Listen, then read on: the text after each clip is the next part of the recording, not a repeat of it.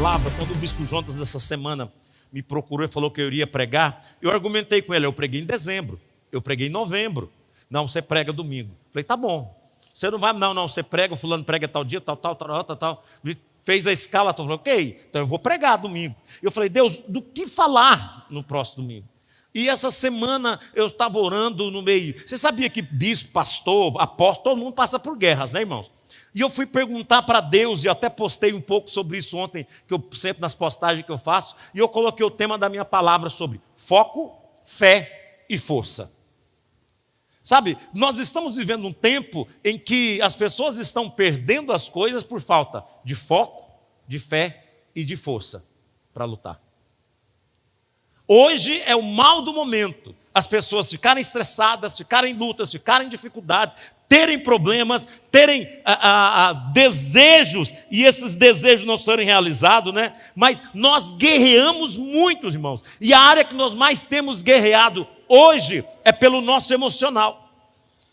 A área que o diabo, antigamente a gente guerreava por muita guerra na mente, aprendemos a lidar com guerra na mente, aprendemos a expulsão de demônios, libertação, mas hoje há uma guerra pelo nosso emocional. As doenças do século, as doenças do momento, são doenças que pegam as emoções, são doenças que pegam as almas, pegam os sentimentos, que jogam e levam as pessoas a fracassos. E o nível de estresse, o nível de destruição emocional, o nível de problemas emocionais, o nível de dificuldade que as pessoas têm lidado no dia a dia, tem feito as pessoas entrarem numa rotina de desânimo. Perdem o ânimo, perdem a vontade, não tem força para seguir em frente. O nível de dor que as pessoas experimentam é muito alto. Eu tive uma experiência um tempo atrás que eu acordei de noite com medo, muito medo. Medo que eu não... A minha esposa falou, o que você tem? Eu falei, eu estou com medo. Ela falou, você quer que eu busco água para você? Eu falei, não. Você quer que eu acenda a luz? Eu falei, não. Mas você disse que está com medo. Eu falei, eu preciso enfrentar meu medo. Eu tive uma experiência onde eu me via e eu entrava em regiões onde eu sentia e via o sentimento das pessoas que estavam em surto e daquelas pessoas que estavam em depressão. Doía tanto, que eu acordei com medo. Respirei, levantei da cama, fui nas cozinhas no escuro, tomei água e voltei. Eu sabia que aquilo não era algo natural, era algo que Deus estava me ensinando, porque a gente luta com pessoas e às vezes a gente não entende o nível de que as coisas que as pessoas estão lidando. Nós não podemos perder o foco, irmãos. Sabe, uma coisa que me sustenta em Deus é ser focado. Deus falou comigo, eu sou focado. Deus me disse algo, eu não retrocedo. Põe as batalhas, vem do jeito que for. 2 Crônicas 20:15 diz que o Senhor entra conosco e as batalhas são do Senhor. Sabe, irmãos, todas as nossas guerras, elas são guerras do Senhor. A gente pensa que são pessoais, aí a gente se volta só para a gente. Sabe como que eu ganho as maiores guerras minhas? Guerreando as causas do Senhor. Todas as vezes que eu entro em luta, em dificuldade, eu enfio a cara, eu atendo gente, eu ministro, eu trabalho, eu foco naquilo. Sabe por quê? O inimigo é especialista em criar situações para nos fazer perder o foco. O maior exemplo de uma pessoa que não perdeu o foco na Bíblia, Neemias. Neemias, ele teve uma revelação, lá no livro de Neemias, capítulo 1:11, ele entendeu, Senhor, que os teus ouvidos estejam atentos, que os teus olhos sejam abertos. Ouve, Senhor. Ele entendeu que ele tinha um peso, ele tinha algo no coração dele, e aquilo entrou dentro dele, ele começou a orar por aquilo, ele começou a buscar a presença de Deus. Senhor, ouve. Um dia ele estava na presença do rei, o rei olhou para ele e falou assim, tem alguma coisa errada, o que é que você precisa, Neemias? Ele estava focado naquilo. Era difícil para ele, simplesmente que estava servindo o rei, pedir alguma coisa. O rei olha para ele, o que é que você precisa, Neemias? E ele estava perto do rei, a rainha, ele falou o que ele precisava. O rei deu tudo o que ele precisava. Saiu Neemias daquele lugar e voltou. E o texto diz que ele não quis pedir proteção para o rei, porque o rei já tinha feito muitas coisas por ele. Sabe o que ele fez? Orei a Deus e seguimos viagem, pedindo que o Senhor nos protegesse dos ladrões, dos salteadores, dos bandidos que haviam pelo caminho. E ele seguiu em frente. Neemias chegou em Jerusalém e a palavra de Deus fala que as portas estavam queimadas, os muros estavam derrubados. E ele chegou ali, primeiro ele andou, olhou tudo que estava em volta, não contou nada para ninguém. Depois ele veio e disse o que Deus tinha dito para ele, o que ele iria fazer. E ele determinou e ele não perdeu o foco. E quando a gente olha para o livro de Neemias, a gente percebe que inimigos se levantaram para roubar o foco, para roubar a atenção, para fazer barulho, para ameaçar, para intimidar, para acusar, para trazer falsa profecia, para trazer distração. Neemias permaneceu firme. O tema central do livro de Neemias é oração e vigilância. Se tem um homem que não perdeu o foco no objetivo dele, foi Neemias. Em 52 dias, ele realizou tudo que Deus disse para ele fazer. Sabe por quê? Ele não divagou. Ele não perdeu o foco, ele ficou firme. Às vezes nós estamos lidando com tantas coisas que estão roubando o nosso foco. Estão roubando o nosso dia a dia, o nosso caminhar. São situações que são criadas, adversas, e aquilo tem roubado a gente. Sabe, irmãos, todas as vezes que nós começamos algo que Deus nos mandou fazer, infelizmente, as pessoas à nossa volta serão os primeiros a resistir, porque eles não entendem. Eles não compreendem o que Deus falou, porque Deus falou foi com você. Quem está em volta não vai entender. Eles vão começar a falar, vão dizer coisas para te fazer perder o foco. Eu já passei por guerras íntimas dentro de casa, que graças a Deus eu não passo mais por elas, tá, irmãos? Teve dia, alguns anos atrás, aí uns 8 anos atrás, 10 anos, que eu tive que sentar minha esposa, os filhos, e falar para eles: parem de tentar roubar a minha fé. Não, mas você está vendo isso, você está vendo aquilo. Está ali minha esposa, pode perguntar para ela. Não, mas... Falei, para de tentar roubar a minha fé. Eu não vou perder o foco, eu não vou retroceder, eu não vou esmorecer, eu não vou ouvir a voz de Sambalá e Tobias, eu não vou ouvir acusação, eu não vou ver, eu não vou ouvir. Estou focado no que Deus mandou fazer. E até Deus mudar de ideia ou da outra direção, o meu foco permanece. O texto diz, em Números 2:10, ouvindo Sambalá e Tobias, honorito, que alguém procurava o interesse dos filhos de Israel, eles vieram guerrear contra. Todas as vezes que Deus começar a fazer algo, todas as vezes que Deus começar a fazer alguma coisa à sua volta, eles vão falar contra, vão dizer contra. Irmãos, eu vejo isso acontecendo aqui dentro da igreja, nas mudanças das coisas. Eu falo para minha esposa e brinco com os meus meninos que eu sou um cara legal.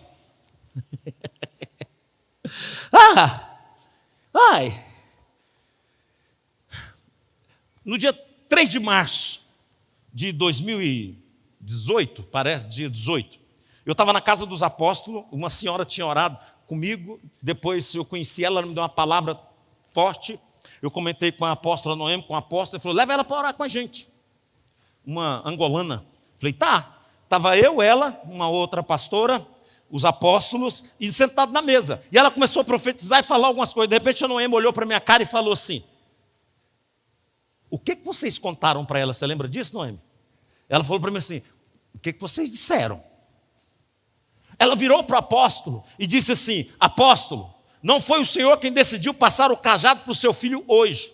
Foi Deus que fez isso. Sabe por quê, apóstolo Sinomar? O Senhor é graça e misericórdia, o Senhor é apóstolo da graça e misericórdia. O teu filho, ele entra como sol da justiça. E o sol da justiça, que é Jesus, ele entra dentro da tua igreja.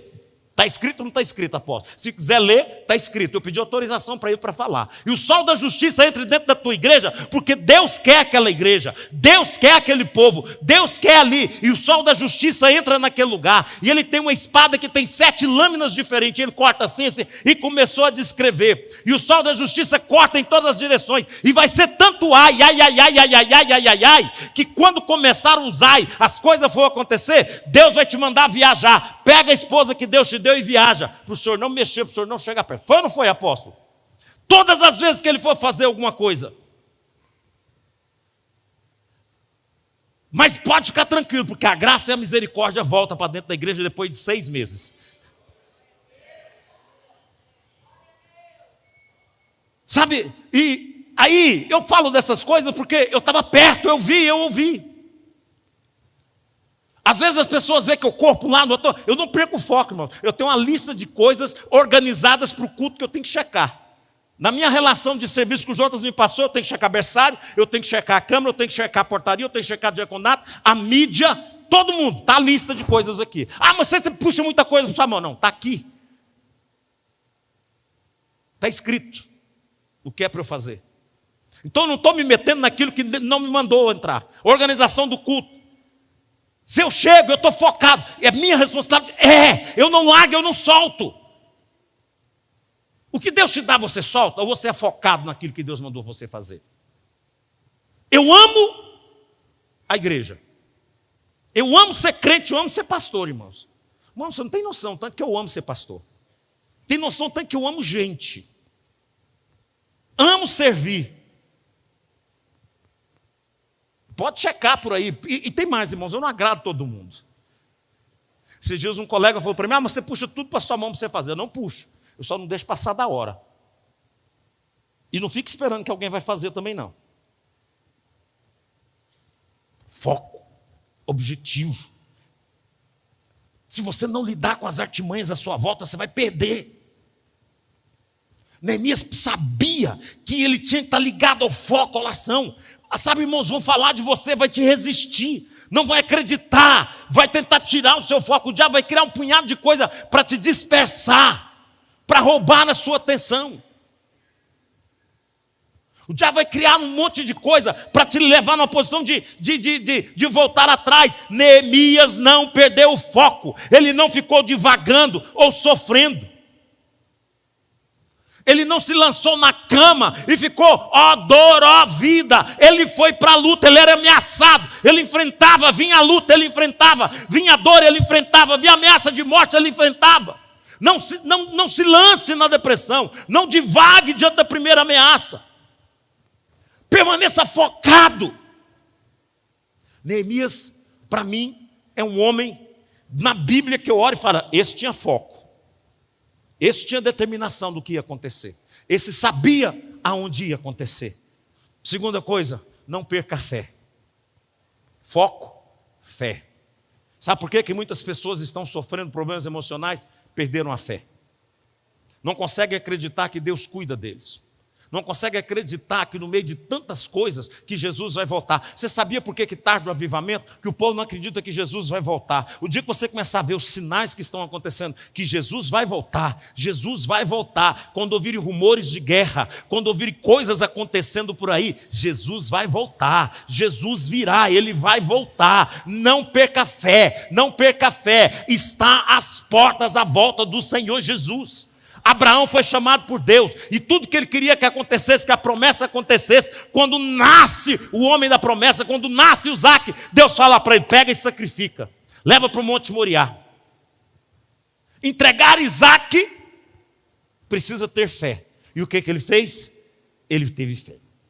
Gênesis 22, 1 e 2 diz que ele obedeceu, que ele entendeu, que ele foi atrás. Eu não vou ler os textos, estão aí, e você que acompanha, pode acompanhar aí. Ele obedeceu, ele não sabia o que ia acontecer, mas ele obedeceu. A fé implica em obediência sem entender. Se você procura entender, isso não é objeto de fé. Você obedece e depois você entende por que você obedeceu. Quantos estão comigo aqui?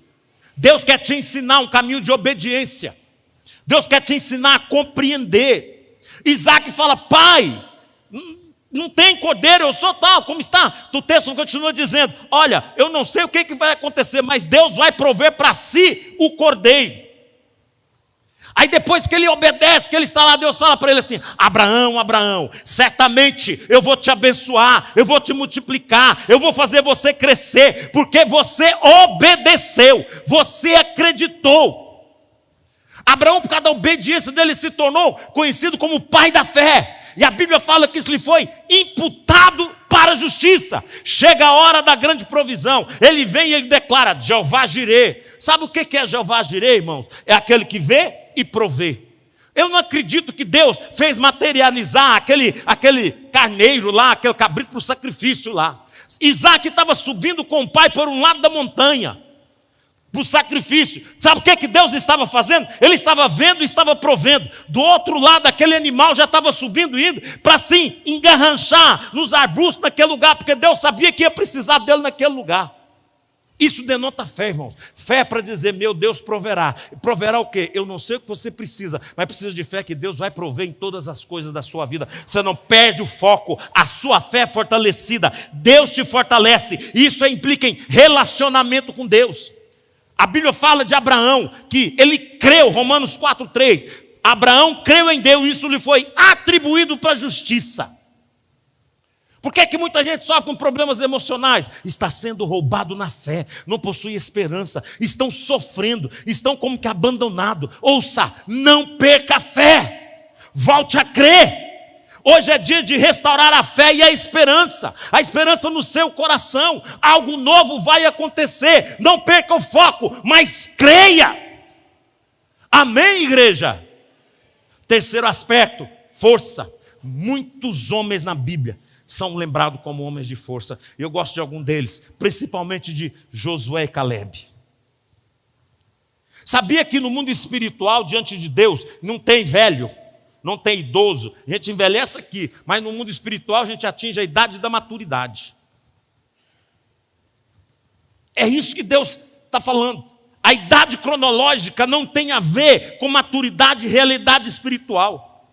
Deus restaura as forças de Josué e Caleb. Talvez você é jovem, Deus pode te dar a força de conquista de Josué e Caleb. Talvez você tenha 15 anos, 7 anos, como Deus fez com Samuel, 6 anos, quando chamou Samuel, 17 anos, quando Deus chamou a Davi. Davi, ainda um jovem pastor de ovelha, ele matou o leão, ele matou o urso, ele tinha uma força sobrenatural. Quiçá, podemos deixar de falar de Sansão, homem de força, homem de vigor. Sansão foi o homem que lutou as guerras que Deus colocou para ele lutar. Caleb estava velho e falou assim, olha, eu estou pronto, estou forte para guerrear, eu vou fazer tudo o que precisa ser feito. A palavra profética que foi dada para o apóstolo, eu lembro que a apóstolo falava para ele assim, você não vai partir antes de ver isso acontecendo. Ela não, apóstolo, estou aqui, ela não é, estou aqui, irmãos. Você não vai partir por isso.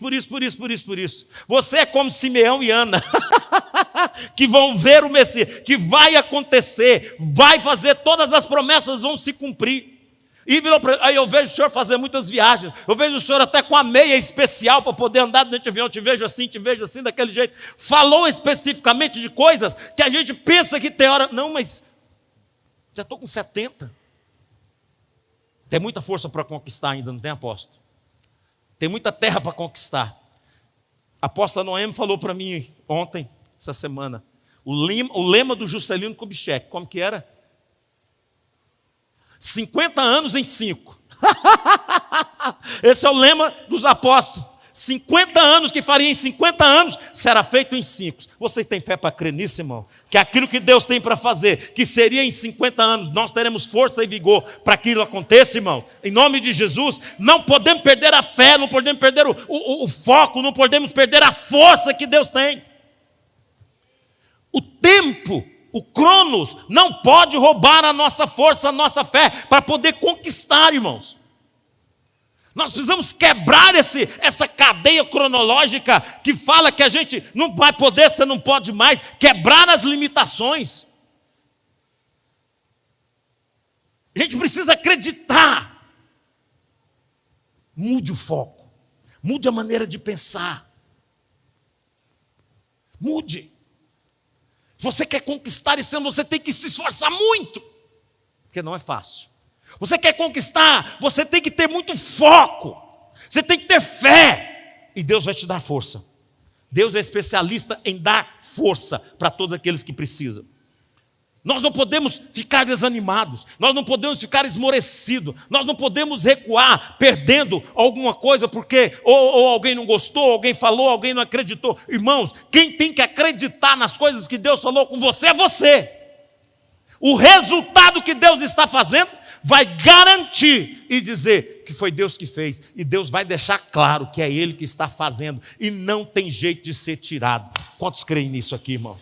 Não perca a força. Hoje é um dia de Deus restaurar a nossa força. Eu não estou aqui trabalhando técnicas de coach, irmãos. Eu estou aqui falando do Espírito de Deus. Eu estou aqui falando do que Deus faz. Ele restaura a força de quem não tem vigor. Eu me lembro de uma experiência que eu tive em Piracanjuba, em 1900 e bolinha. Porque se eu fui pastor lá em 96, 97, por aí. Houve um dia que a gente tinha que mudar. Lá era difícil conseguir casas de aluguel. Eu mudei para uma casa muito quente e tal. Nós conseguimos uma casa menor, mais fresquinha. E a gente tentando mudar e tentando mudar. E essa casa estava ligada para o pessoal da Grão Dourado, que eram as empresas do Newton Pinheiro e do Ivan Pinheiro. O Ivan cuidava de toda a logística das coisas, tudo e tal. Ele organizou comigo para pegar o caminhão da empresa para ir lá e tal. A hora que vai pegar as coisas para mudar, só podia no domingo. Está organizando para ir pegar no domingo. A hora que eu vou atrás dele para pegar as coisas, ele não pegou a chave da casa. A chave da casa estava com um funcionário. Fomos procurar o funcionário estava numa fazenda. Ele era agrônomo, fazendo curva de nível. Quem sabe o que é curva de nível aqui? Vai um na frente, com a curva de nível, ele vai medindo, o outro lá na outra, com aquela régua em pé, e o trator atrás, fazendo aquela valeta no chão. Quando nós chegamos lá, tinha um parente dele, um senhor de 78 anos de idade, andando na frente do trator com a curva de fazer as curvas de nível. Eu olhei para ele, ele pegou a régua e foi para frente do trator. Falei, bom, não posso deixar, vou ajudar a fazer o que está fazendo. E fiquei trabalhando até na hora do almoço. E eu falei, meu Deus, eu preciso mudar. Eu tenho que mudar. Minha mulher está com as coisas prontas, tudo arrumado. A hora que terminou lá, deu a hora do almoço, ele foi para a casa do povo, ele pegou o prato para comer. Eu falei, sinto muito, Ivan, você não vai comer hoje, dá aqui o prato, vamos embora. Eu tenho culto hoje, eu tenho que mudar hoje, é o último dia. Bora. Eu tinha corrido a manhã inteira junto com ele, fazendo curva de nível. Chegamos na casa dele, nós almoçamos, a esposa dele tinha feito, corremos, vamos carregar o caminhão. Carregamos o caminhão, mudamos as coisas, tinham 2 pessoas ou 3 para ajudar. Foi o dia inteiro, foi corrido, corremos. Quando da hora estou acabando de descarregar o caminhão, estava dando 7 horas da noite. Mudei para uma esquina atrás da igreja assim. Vem 2 jovens lá de 17 e 18 anos que cantavam no louvor e falam para mim assim, pastor, quem vai dirigir o louvor hoje? Eu falei, o fulano. Quem vai fazer a oferta? O fulano. Eu falei, olha, é o seguinte, eles discutiram. Igreja acontece isso, igreja pequena no interior, né? Eles discutiram e diz que nenhum vai dirigir o louvor e o outro não vai vir para tirar a oferta também não, ficou chateado, eu fulano com a irmã fulano. Falei, tá bom, está tudo organizado para o louvor, sabe as músicas, sei. Falei, então vai para lá, monta culto, organiza tudo que eu vou dirigir o louvor. Ok? 7 horas, o culto começava às 7h30. Fui caçar roupa, arrumei roupa, 7h30 eu comecei o culto. Fiz a abertura, dirigi o louvor, eu estava com o corpo tremendo. E na hora da oferta, fiz a oferta, tal, o povo veio para frente de ofertar. Eu falei, Deus, eu não aguento isso. Eu não dou conta. Olha como é que está o meu físico. Eu não consigo, as minhas carnes estão tremendo. Sabe o que Deus me disse? Eu faço com que você salte como um bezerro solto da estrebaria. Daquele dia, Malaquias 4:2. Mas para vocês que temem o meu nome, nascerá o sol da justiça, trazendo salvação nas suas asas. Vocês sairão e saltarão como bezerro solto da estrebaria. Aquela hora, irmãos, as minhas carnes não pararam de tremer. Foi uma injeção de fogo no meu corpo. E a partir daquele dia, se não me engano, foi em 97, irmãos. Nunca mais eu tive esse negócio de sentir sem força para fazer as coisas.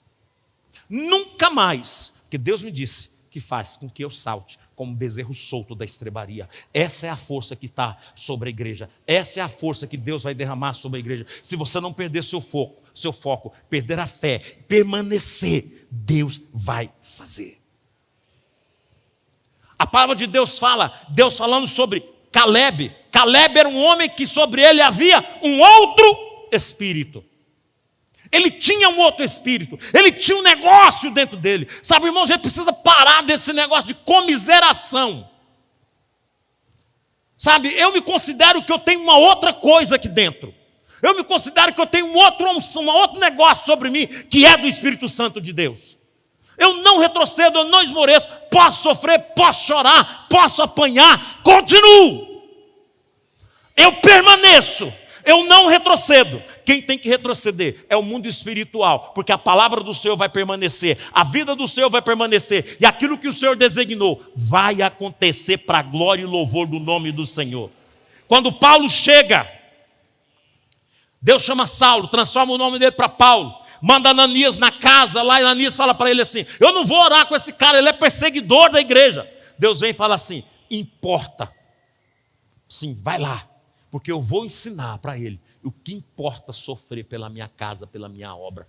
Paulo não mediu esforço, ele teve fé, mas ele nunca perdeu o foco no meio das adversidades. E para encerrar, no livro de Hebreus diz, 10:39, nós, porém, não somos dos que retrocedem e são destruídos, mas dos que creem e são salvos. Nós não somos dos que retrocedem.